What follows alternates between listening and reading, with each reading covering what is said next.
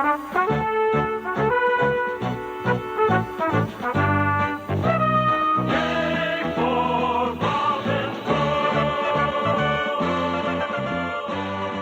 and welcome to Onesies, a podcast of one season wonders and blunders. My name's Andrew.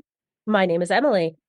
And we are discussing episode 3 of 1975's When We Were Rotten, entitled When Things Were Rotten. Entitled, I thought you just had it. The House Band. The House? The House Band. So at some point in the episode, relatively early on, I was like, something is different about this episode. There's no guest star. There's no guest star. Exactly.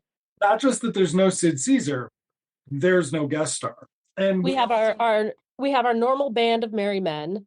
Also, they're on a soundstage when they're outside. I believe we've seen that soundstage before. Yeah. Yes, this episode has a combination of soundstage and stock footage. Yeah. Like, in some ways, it felt very Mel Brooks in a way. Like, they were doing a nod toward Blazing Saddles or something. Incidentally, apparently, at least 50% of the Republican Party thinks Blazing Saddles is about how you're supposed to be accurately racist. There's an article in The Atlantic or something. Anyway, cool. I won't read it. Thanks. Yeah, there you go. Maybe it was on CNN. It was by a critic who I think works at the Chicago Reader. And he was saying they're fucking idiots. And whether or not it's appropriate for the terminology and casting choices that Mel Brooks used, the point was to talk about how white people are fucking pieces of garbage. Anyway, so the episode starts with the merry men bickering. We also get this like beautiful tracking shot of Sherwood Forest.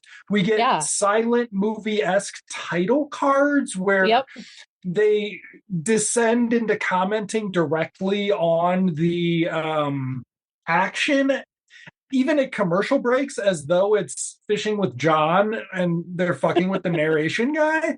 Like, this episode brings It reminded me of a cartoon, like a Bugs Bunny cartoon, where they would flash those cards, title cards. It's an extended Bugs Bunny cartoon, and they've got some bits from the first one, from the pilot back that I don't like. They've got Alan Nadale breaking the third wall to really like talk about how cool Robin Hood is. But the merry men are bickering, and so Robin's like, you guys, we need to chill out. We've got forest fatigue. That's a thing. It's when you've been living in the forest too long. With a bunch of dudes. With a bunch of dudes. So basically what they're saying is lovers quarrels. Let's open the relationship up. Yeah. To some random women on the seaside, whatever. Bristol? I was just like, God, that's got to be the most disgusting place in the world right now. Just like, not in 1196 or whatever year it's supposed to be. But that was like really elaborate too. They had miniature ships in the background. It's like, this was not cheap, which is incredible, because when you hear the idea that there's a Robin Hood thing, that it would be cheap, but this episode really showed the soundstage is huge. But the shot of them in the water, which we'll get to, is so tight. It's like they can't go an inch in any other direction or else they'll catch some modern thing, right? Like it's so tight and it just stays right there. So you can't see anything modern. Yeah, cool. This looks cool. It looks very cool. It does look cool. I should be a director. You should be. Marty! Did you hear that Quentin Tarantino talked shit about Robert Altman?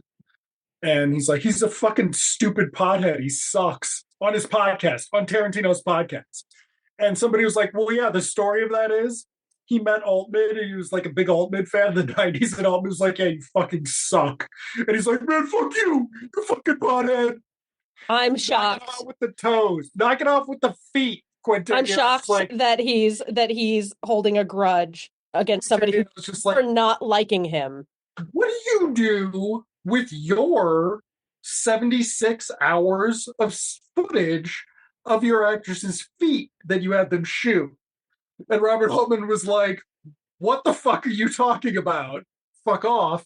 And now we've got to deal with Quentin Tarantino having a podcast, which He's is, making one more movie. He's making one more movie, then he's done, right? That's what he keeps promising. anyway. Anyway, So they're in there's this. they're bickering. Robin says, "We're going to go on vacation." He has to explain what vacation is because these are whores who live in the forest. They've never had a vacation before. And then they start bickering. Do they go to the mountains or do they go to the seaside? And there's another bickering. They settle on seaside, which I guess we don't find out till they get there. Yeah. And then we cut to the palace, presumably. No Ron Rifkin. I'm just realizing. No Ron Rifkin this episode either. Um, they are found out because trees, Oh, right. animate objects that can move and listen and sell information to the sheriff. So I was expecting there to be somebody inside the tree for. I was too. It's just trees are alive. Um, there's a funny bit where Dimitri, what's his name in that Bertram, is Bertram. what is like over accounting, paying off the tree, which was pretty funny. Yeah. Um, Where does this come out of? yeah, Spying or forestry. It was like the only like joke. There's a lot of gags, but it's the only like joke. yeah. So then we find out that the sheriff has been waiting for this day, and he has assembled a group of miscreants who, in some way or another, physically resemble the merry men. Andrew, I'm gonna blow your mind here. It's the same actors. So, Emily, I was going to acknowledge that last time I made a joke about this, but when the scene starts, I'm like, is that fucking Bernie Copel? Like, I can't. Bernie Copel has on a bald cap, gray hair. They've done something to his eyes, and he's playing it as an Italian guy, mobster from Chicago. Yeah. It's very strange. The Little John is a Viking. You can tell Friar Tuck right away because he's in an eye patch, which makes no sense because he loses it later and he's got an eye. So Yeah. waka waka. And then they don't see Richard Dimitri there, and the sheriff's like, "You've got to play Richard Dimitri." And then we meet Reynaldo is the character. he's got to play Reynaldo, right? Because isn't Robin Hood's doppelganger named Dimitri? Maybe. Yeah.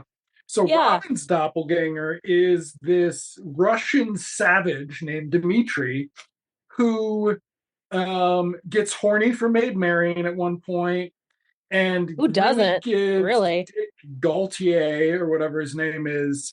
Like, this is the most acting he's done on this show. It's the most he's had to do on his own show. Yeah. So, yeah. So then they loose the Marian. He's not. I don't know if he's Russian, but the gag is that he got kicked out of the Huns for being too violent. His name's Gregor. Oh, Gregor. Yeah. Because he plays it with a Russian accent. Yeah. It was something.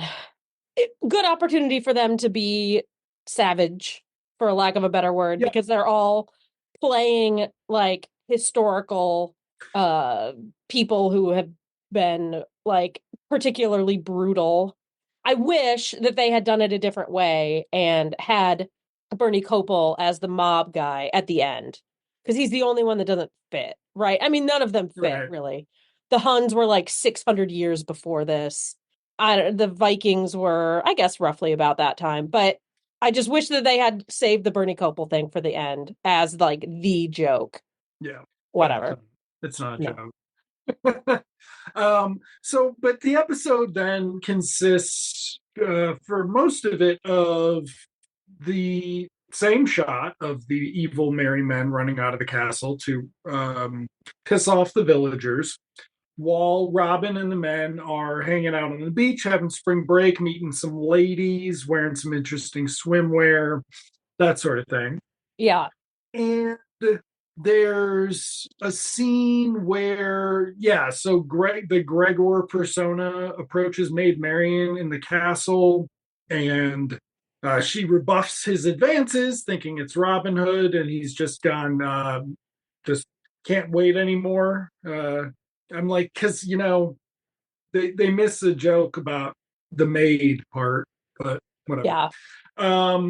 So then, but that was really interesting because the sheriff sees him and berates the Gregor, says, "Don't ever do that again." And I was like, okay, so who is Maid Marian to you? Who is Maid Marian? Yeah. So I looked this up, not for this episode, but for last week's episode.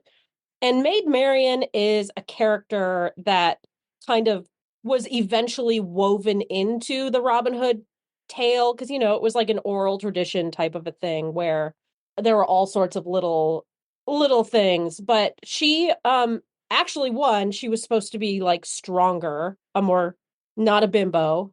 As we've said previously, there is still no kick-ass Maid Marian. Yeah. But there's debate about who she's supposed to be. Okay. And my guess is she's just like supposed to be seen as some sort of like lady in waiting or Some something. royalty, Yeah. some member of the court in some capacity. Yeah. Well, I need to make an observation because I cannot tweet this, but you can decide if you're going to cut it or if you're going to let me say this Oh on no. podcast with me. Okay. As we are seeing on social media, multiple people, mostly people of color, often women, are mentioning how much they enjoyed the Marvels movie Mm-hmm. that was panned in the theaters. Mm-hmm. So here's my question to you. We have seen movies like Wonder Woman, the first one, and Captain Marvel, the first one, be embraced as a girl. Barbie, be embraced as a girl. Barbie's actually an exception. Never mind. You'll hear when I say. Um, but we've seen them be embraced as like a girl power movie thing, and we thought that meant we could have women leading superhero movies. The ones that have bombed, the franchise pictures that have bombed, Ghostbusters, Mm. Birds of Prey, The Marvel, all of those feature diverse casts of women, and they are not supported by the same women who supported Wonder Woman and Captain Marvel. As a white woman, would you like to answer for this? I've not seen any of them except for Barbie, and Barbie was trash. Way to dodge. You can cut it. Fine. Anyway, so Robin's hanging out at the beach. He's like, I just kind of feel like something's going on back home. Something's going wrong. I got to go check it out. Sherwood Forest is in my blood, man. And Friar Tuck is like, man, chill the fuck out. They do not make in this entire episode any intimation that Friar Tuck is getting laid with the rest of the boys. The Right. other boys are getting laid. The ladies really like Little John. Richard Ronaldo's doing okay. Alan didn't have a good first outing, but he seems to be more attractive the more drunk a lady is. It's working out for him. They never make a joke about Friar Tuck getting laid. I was waiting for it, and I'm just like, ABC Standards and Practices was like, motherfucker, you do not make a joke about a priest breaking the vows of chastity. That has never happened in history. It did in the History of the World Part 1. That was 6 years later. Yeah. So, and it was also a movie. It was also a movie. But my point is, if it was an actual Mel Brooks thing, he would have fought for it. Might not have gotten it, but he would have fought for it. So, Robin goes back. He's confronted by a bunch of villagers who kick his ass, I think. They start to. He approaches one. Is his name like Sylvester? or Yeah, Sydney or Sylvester, something something like to that really effect. odd that's like where did this name come from? Very modern name, I guess. And then we skipped the part where the sheriff actually arms the villagers That's right. The against villagers are armed. he gives them arms because his plan is for the villagers to be so sick of Robin Hood, hate him so much that they're going to kill him. And we get these wonderful shots of these twirling newspapers from the Nottingham Times, with the headlines, and then the sheriff superimposed maniacally laughing. That was really Um, funny. it was really funny, and I'm just like, I also saw a tweet yesterday that said, "Can anybody think of any movies that are more than 30 years old that hold up?" And I just was like, Citizen Kane. maybe things were a mistake. Maybe Western civilization. I mean, it was actually Western for sure. We could say was a mistake. Anyway, moving on to Robin gets to the castle. He goes in. Oh, well, I do want to mention this. We get to see Robin with the villagers, and he's like helping them with their weapons to attack him. And he's like talking to them, and he's like, hey, that's a really good sword strike, but I'd really like you to, bend your knees when you do it and really try to take my head off and things like that. And it was interesting because we've never really seen Dick Gautier get to do this kind of thing, which I thought was interesting. But Yeah. then they go to the castle, they meet Maid Marian. He quickly explains that he's been replaced. That explains everything. He sees the imposters down the hallway and they speak the exposition, right? It's time for us to go get paid. Yes, we get this elaborate thing about where Robin Hood is going to frame Gregor for accepting payment and not dispersing it to the other bad guys, but he's going to frame him. It's just really complicated, and it takes up most of the rest of the episode. And it's just a Yeah. really kind of neat way of doing it. It gives it a kind of it gave the episode a lot of personality that it was missing without The guest star element. yes, Yeah, it was I just agree. this very intricately plotted thing where Robin's got to pretend first they have to seduce Gregor, or Maid Marian seduces him, then Robin has a fake mirror bit with him and punches Which him. is which doesn't work when you can't see the other person's face. I was annoyed by that because they're shooting the back of somebody's head, a looky-likey, right? Somebody with the same hair. Yeah, And then you see Richard Gautier's face, and then they sort of go between the two, making the faces. It worked. I guess what I'm saying is the Marx Brothers did it better. I mean, you can usually just say that. Fair enough. So knocks him out, sneaks in to see the sheriff and Richard Dimitri to get paid, takes advantage of being in disguise to fuck with the sheriff and like belittle him and mock him, which is really interesting and leads to the sheriff being like, maybe you are fucking Robin Hood. And then he's like, Yeah. no, I'm not. I'm just fucking with you. He just like does this really annoying bit. Like all of a sudden he does this bit where he wants to talk about where his wallet is. Yeah. And it has absolutely no context right there. It's funny. It has no context. That is Chekhov's firearm. That is just like Chekhov's, rocket launcher, it turns Yeah. out. Yeah. So they go in, they go back to Maid Marian's, he goes back to Maid Marian's room. He puts the money on Gregor, and then but he's already stopped by to talk to the fake merry men and said that he's hasn't gotten the money yet or something like that. Yeah. So, and there's a thing where he signs a receipt that we thought might be important. It's not going to be important, but there is a bit with the receipt. Where they can't find the receipt that they just wrote out seconds ago. Yeah. But then So yeah, we established an exposition that the merry men are looking for their money from Gregor now. The other guys think that he's been paid. They paid Gregor, so there's going to be some sort of conflict. Well, they send Gregor to go get the money because like he forgot and he's just an idiot. He doesn't know where he's got to go get the money. Yeah. They get there at approximately the same time.